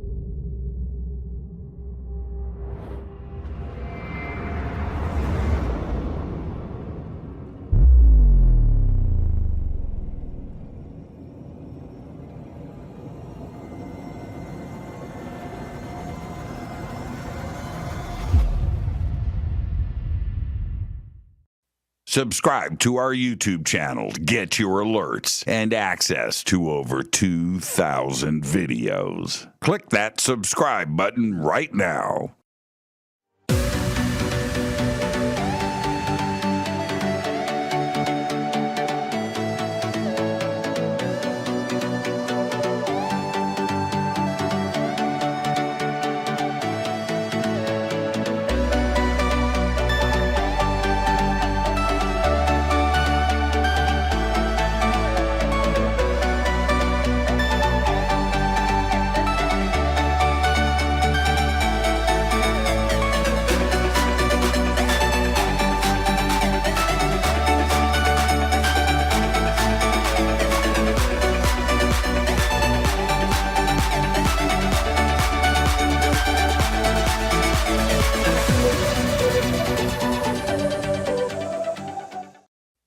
to jimmychurchradio.com and get the Fade to Black official podcast. 2,000 episodes, all of them commercial free for just $2 a month.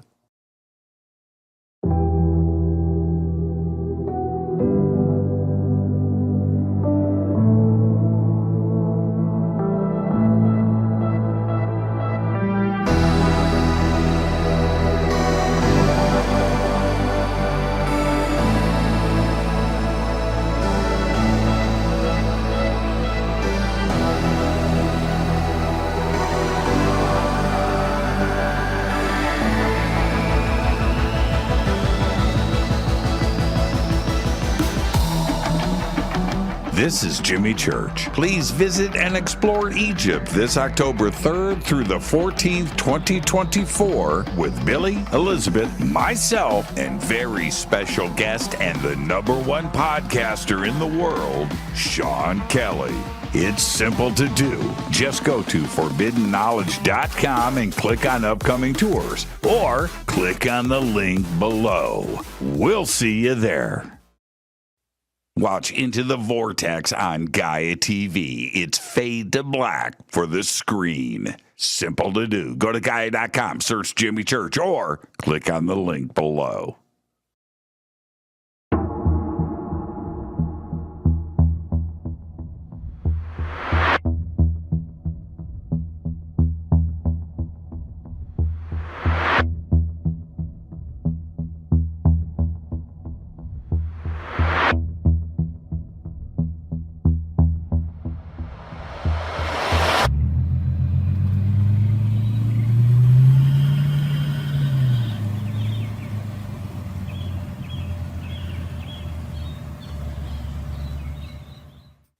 Follow Fade to Black on Twitter at JChurchRadio. Get all of the show updates every single day. It's now called X, but who cares? How you doing? Jimmy Church here. Special announcement. Get your Fade to Black t-shirts. That's right. Help support the show. Help support everything that we do over here. We've got 2 t-shirts. We've got 2 ways to get them. And right now, if you get a Game Changer membership for a limited time, you will get Fade to Black Blend coffee with your Game Changer membership. That's right. We have 2 t-shirts. We have the original, the classic Fade to Black t-shirt. You know you want one. Post a picture, send it to us. We'll put it in our Fade to Black gallery. And we've got the new official Fade to Black t-shirt drawn by Michael Oming. 2 t-shirts, 2 ways to get them. Get yours today. Everything is in stock. Everything gets autographed. Everything includes shipping. And you're going to get a tracking number. And with a Game Changer membership, you get an email to me. You get unlimited commercial-free downloads of the show. Those are uploaded every single night after the show to the website. So don't delay. Get your Fade to Black t-shirt today. Go Beckley Teppy.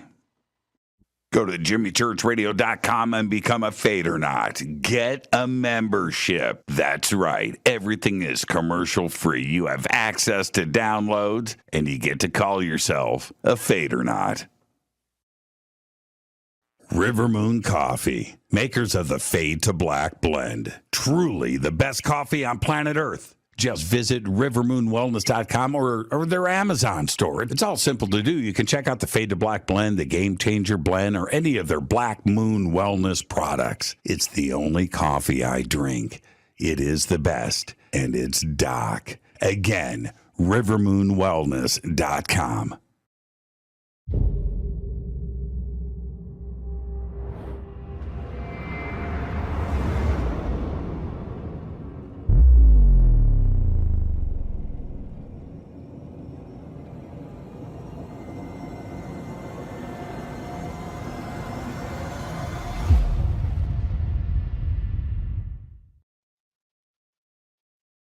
Welcome back. Fade to Black. I'm your host, Jimmy Church. I have 2 guests tonight. Dave Foley and Tom Wheeler are with us.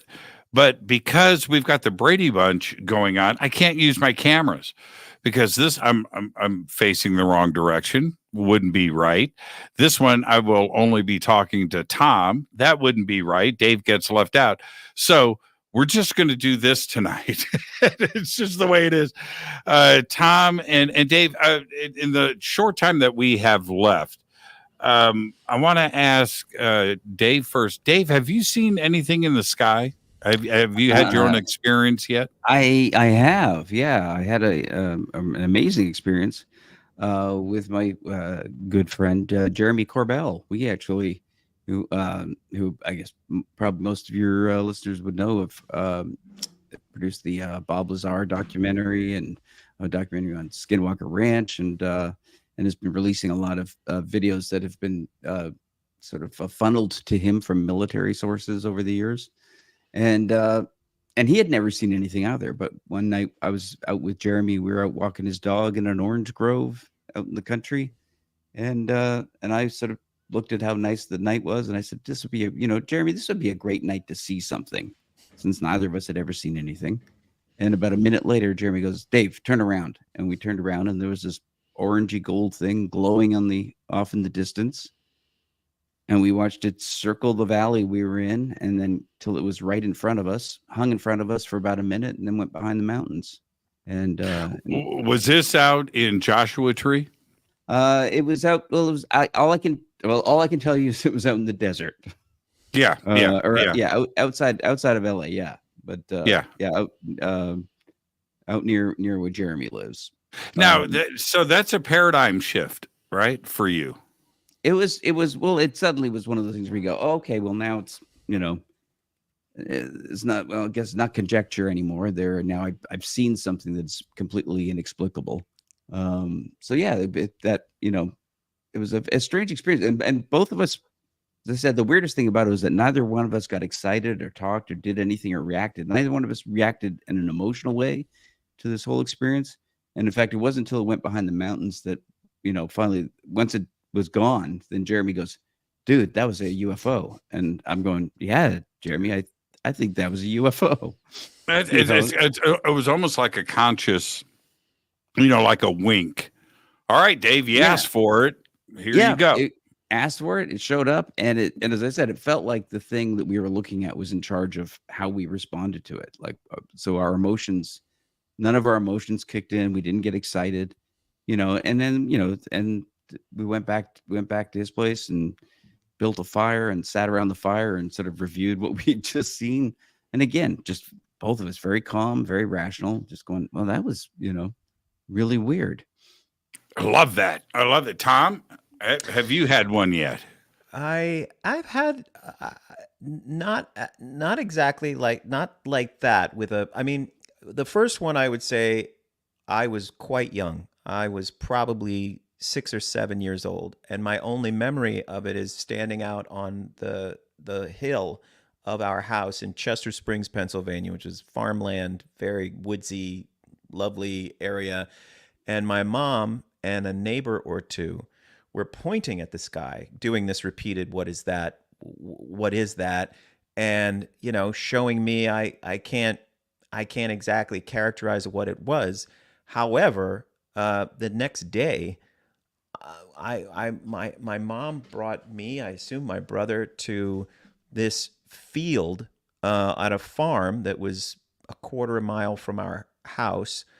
And there was a few neighbors, and everyone was walking around this 50-foot burn circle in the field.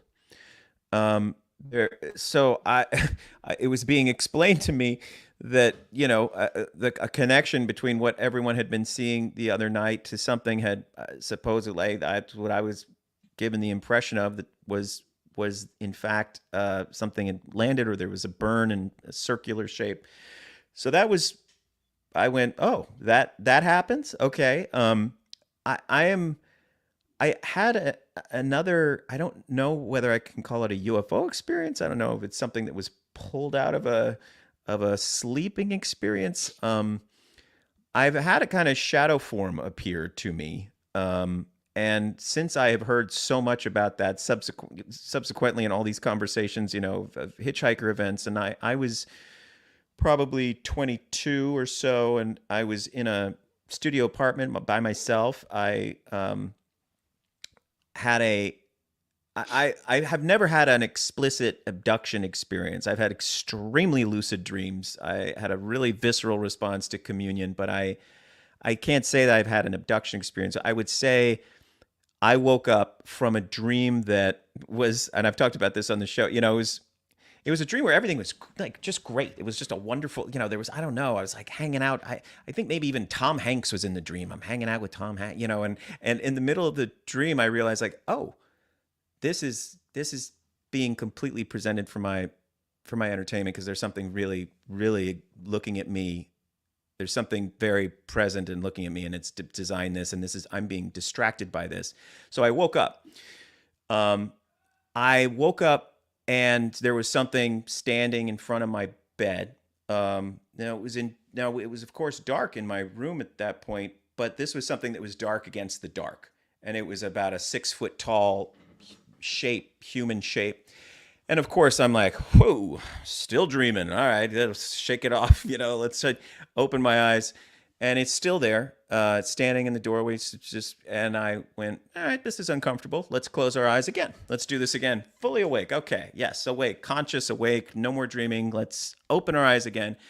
And it stood there for a good minute. I don't quite know what it was. I know there was a very strange vibe about that apartment building. And I feel like, I believe there's, I call it a hitchhiker because I've heard shadow forms associated with hitchhikers, but I also think there is kind of like Dave's experience with Jeremy. I do think, and I would love to hear your thoughts on this, Jimmy, about one's openness to this phenomenon does appear sometimes to have a little bit of a pull, which is a challenge for me, because it does seem like, you've talked about your reluctance to share, because it's like, oh, okay, now I'm doing, like I'm talking about this on the radio, or we're doing a podcast, and now suddenly we're seeing, and yet I do think there's something to it, and I'm curious if you agree. Well, here's the thing with that is you become the story. Mm-hmm. And that's the dangerous zone, right? Do you want to be the questioner? Do you want to be the investigator? Do you want to be the researcher? Or do you suddenly become the subject of what you're researching? And the other twist to that, Tom, and for same thing for you, Dave, is that when you do your research and you follow this track, right? And you're like, okay, that tracks, right? You're a writer, Tom. You know exactly what I'm saying. And okay, so this tracks, and then you go down this rabbit hole, and you're reading about somebody's experience of something in their room at night, and you are, I hate to say this, but you're like, okay, well, that sounds like bullshit, right? Oh, okay, and I get that. That's an honest thing, but then you experience it. So then you got to back up and go, well, how much of this is bullshit? Wait a minute here. It sounds crazy, but yet it happened to me. So therefore, I have to listen to everybody. You can't be dismissive now.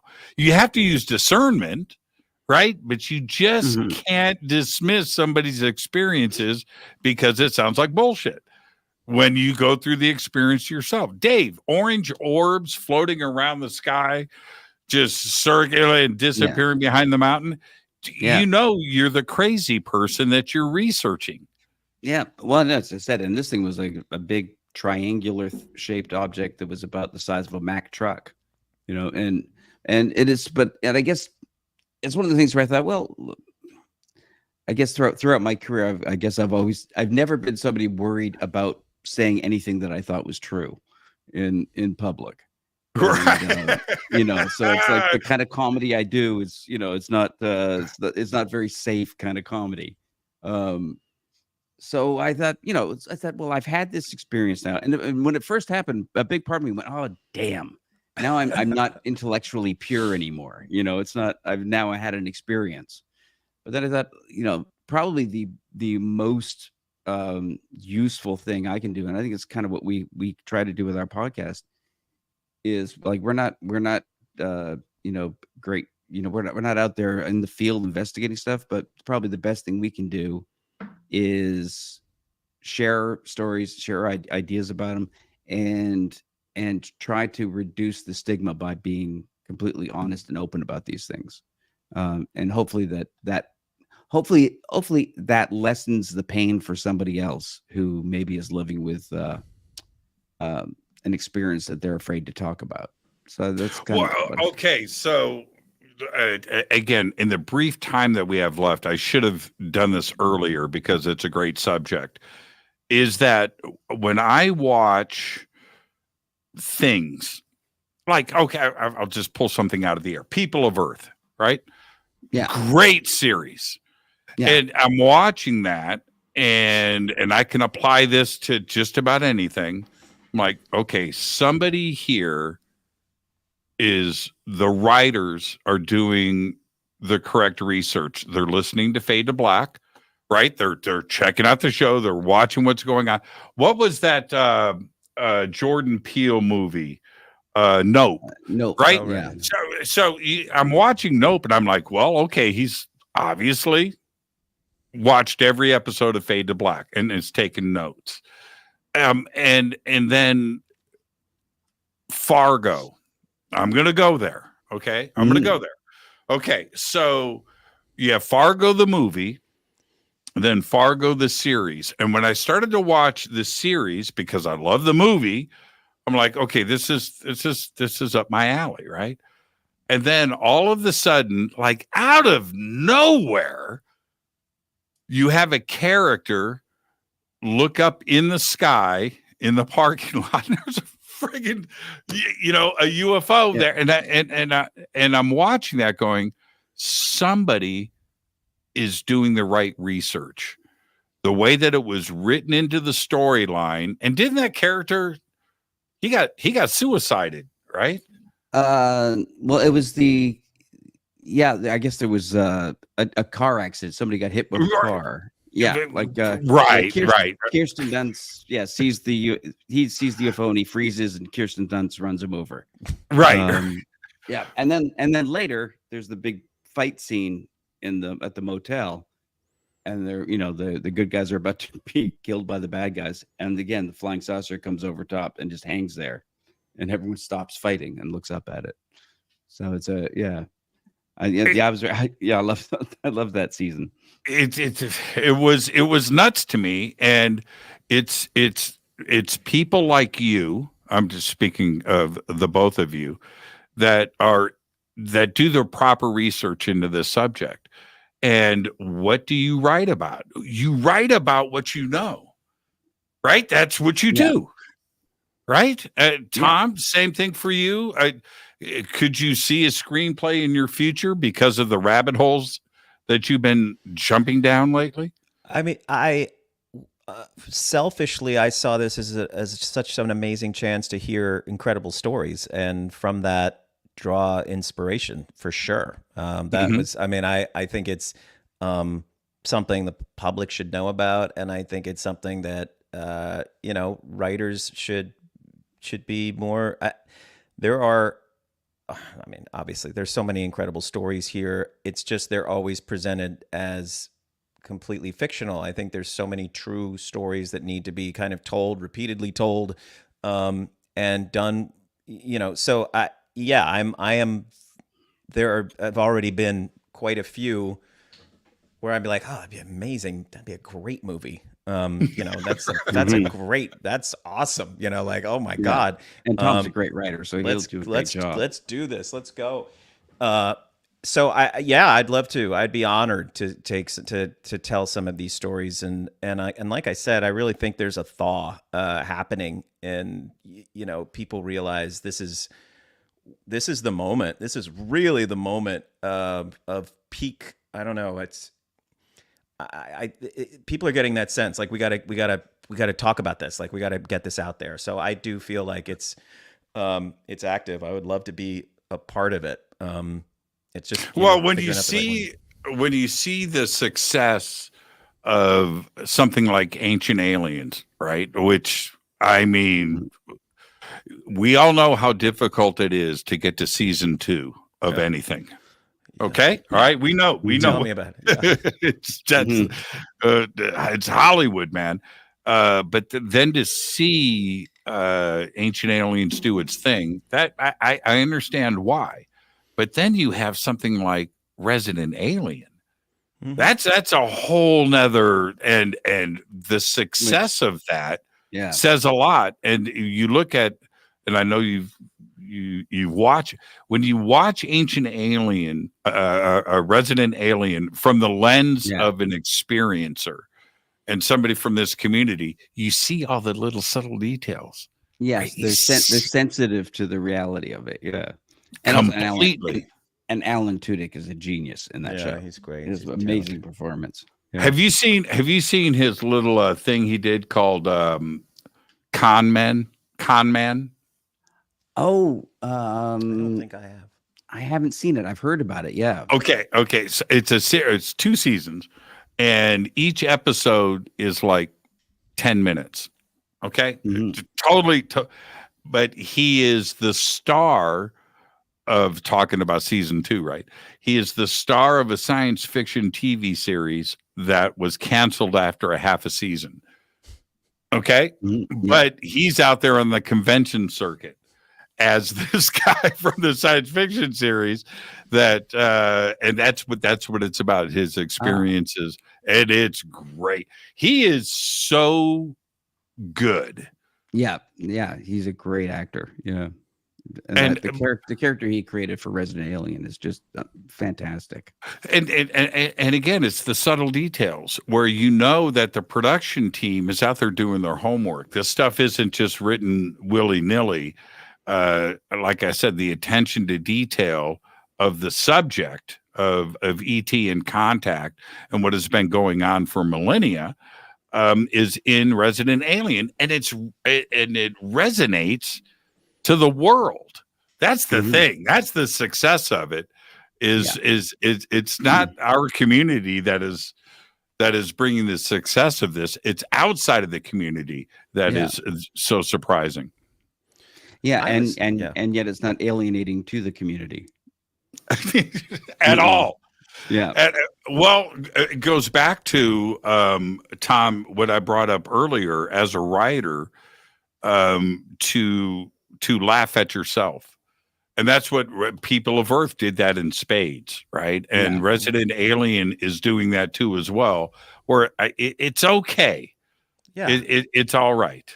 Sure. And it's, I mean, and humor can be welcoming. I mean, it can there can be a humor that's like, come on in. It's okay. Like it doesn't have to be, kind of pointing at and making fun of. I mean, honestly, it's how we sort of like to try to approach this. It's the, where we want to have fun. We just, and then we want to get serious when it matters. But I think, a humorous, it doesn't have to be X-Files to communicate or tell people about this phenomenon. Although I will say, we were in Michigan picking up my daughter a couple days ago, and X-Files was on. Like there was like just this marathon. I hadn't watched it in a year. And as far as like recent, like it was some good stuff right there. It was I kind of missed that.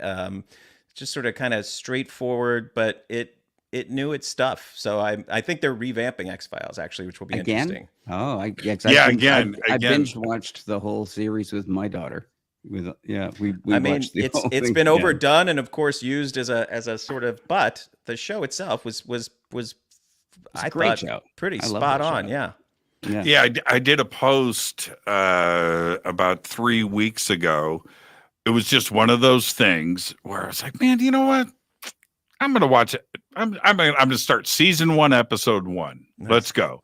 And so right now, it's funny that you bring this up because I'm at the end of season 6 after 3 weeks. I'm fully committed to getting this done. But so I did this post and watching social media react to it, I just like, man, I'm going back. I'm watching X-Files, and I'm going to do it after the show tonight. Yeah. And but I forgot. I'll admit when I'm wrong.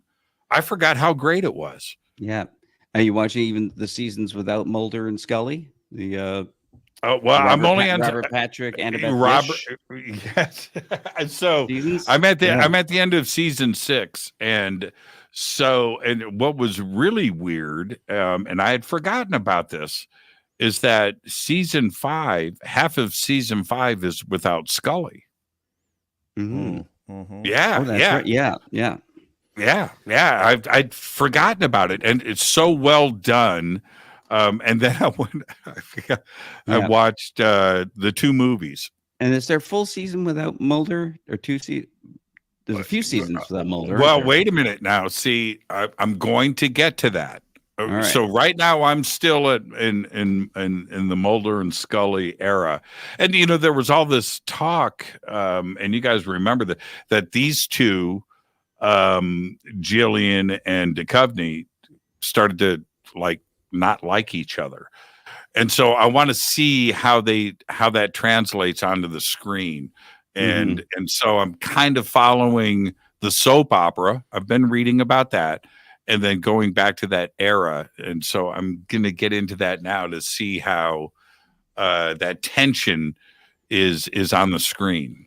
I was honored to, on my first series, work with one of their main directors, a guy named Kim Manners, who was just fantastic. He was he was so talented, and he was such a great just character himself.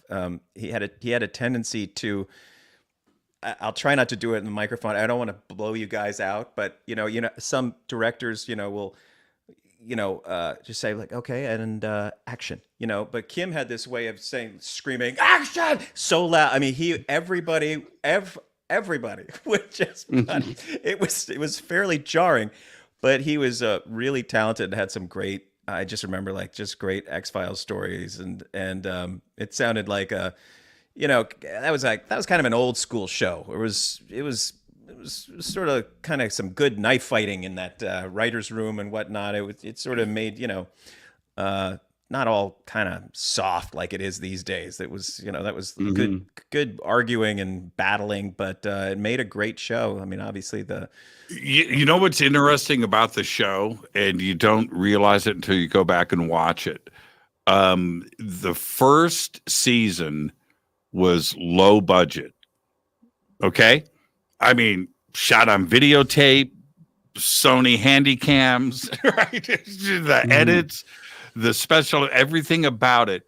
And then watch it evolve as, now they've got money, they've got a team, they've got this, and watch it really come into its own, and the production value jumping up after season 4. But I forgot how campy that first season was, man. That was moments. Yeah. It had its moments. Yeah. I do have to get my kids. I have to watch it with my kids. You watch it with Alina, Dave? Yeah, we watched every episode. Nice. Yeah. And they had their comic relief episodes, which was always, kind of a nice thing at times. It was a great dynamic. I mean, you loved those guys were a great team. Yeah. You know what I'm watching now? Who and we'll wrap on this. It has nothing to do with UFOs. I am in love with Jean Smart. Okay, Hacks. Yeah, she's fantastic. I've watched some of those. It's really smart. Yeah, it's really smart. Yeah. Well, there's a period of time. Well, there's a period of time where she seemed to be in everything that was being made. I mean, she was in The Watchmen. Remember? 24. Yeah. She was in what was the other one? Legion. She was in Legion. Yeah, she was in Legion. That's right. Yeah. That's right.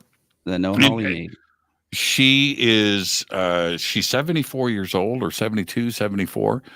And she is so, I don't want to say this and sound offensive, but she's complete. She's complete, man. She's the package. Yeah. And I found myself 2 weeks ago on the show. I said, okay, listen, somebody out there knows Jean. So have her watch what I'm about to say. Gene, marry me. I mean, but it's such a great show, and I just love production, and that's part of living in Hollywood, where you watch it, but here in Hollywood we stick around for the credits, and it's just Hacks is just so well done. And she does this line, and I'll leave you guys on this. And Dave, I'll see you tomorrow night in Palm Springs. Yeah. Tom, I hope you're still there, Jimmy. I'll be there Friday night, so I hope you're around. So I will do my best. But there's this scene. Gene is at a frat party. Okay, and it's a kegger, and the best line I think that I've seen in a TV series in years, maybe my entire life. She turns to her assistant and says, "Hold my wig." Right? Hold my wig. And they flip her upside down so she can hit the tap on the beer keg, right? Yeah. But the line was "Hold my wig." That's a good one. Oh, it's so great. I got to check it out. I got to watch the rest. It's so good. And what's her name? Hannah Einbinder? Is that she is so good. She's fantastic. Yeah, Lorraine Newman's daughter. Yeah, so good. She's so good. Yeah, really Dave. good, yeah. Well, I'll let you both respond. What are you going to be speaking about at Contact? At Contact? Oh God, I don't know. I know when our podcast, we're going to be doing our podcast with George Knapp and Jeremy Corbell. They're going to be our guests. And I'm going to be on the panel for the Hollywood Disclosure Association. What's that association? I forget what it's called now. But a group of people trying to encourage, just we're talking about more accurate storytelling in Hollywood about the UAP phenomena.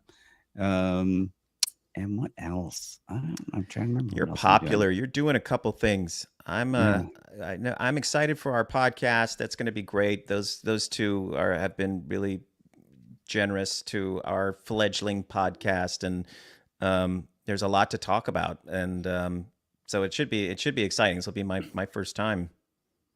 It's so cool to just hang out. Yeah. Where that you can say whatever you want. And that's a comfortable atmosphere to be in, and for this community. You'll walk up, I'm telling you, okay, you guys are going to experience this. You're going to just be doing your thing, and you're going to hear a conversation going on next to you. And you're going to go, "Really?" And that conversation is happening because there's no walls. Yeah. You know what I mean? And that's what's really cool about Contact in the Desert. So you guys are going to have a great time. Dave, I'll see you tomorrow night at the party. Tom, I'll see you on Friday. Awesome. Great conversation tonight. Thank you so much for this. We're so thank you, Jimmy. Thank you. I look forward to the next one. All right. Please come on ours sometimes. We would love to have you anytime, please. Yep. Have your people call my people. Okay. All right. All right. Safe travels to Palm Springs, you guys, and I'll see you tomorrow night. You too. Thank you, tomorrow Jimmy. night. Okay. Good night, Jimmy. Good night. Dave Foley and Tom Wheeler tomorrow night at Contact in the Desert. They'll be out there all weekend. Come and hang out with us. Another great night on Fade to Black. I do want to remind everybody that there is no show tomorrow night because I am on my way to Palm Springs. It's going to be amazing. Contact in the Desert, contactinthedesert.com. That's where you go for your tickets and information. I will be hosting the 10th anniversary party tomorrow night at the Crystal Ballroom. Fade to Black is produced by Hilton J. Palm, Renee Newman, and Michelle Freed. Thank you, Bill. Thank you, Jonathan. Thank you, Jessica. Thank you, Dex. Thank you, Dennis. Thank you, Kevin. Webmaster is Drew the Geek. Music, you're listening to him right now, Doug Aldridge. Intro is Space Boy, spaceboymusic.com. Fade to Black is produced by KJCR for the Game Changer Network, and this broadcast is owned and copyrighted 2024 by Fade to Black and the Game Changer Network, Inc. It cannot be rebroadcast, downloaded, copied, or used anywhere in the known universe without written permission from Fade to Black or the Game Changer Network. I'm your host, Jimmy Church. I'm going to be in Palm Springs, but I'll see you on Monday. Until then, be safe. Go Backley Tappy.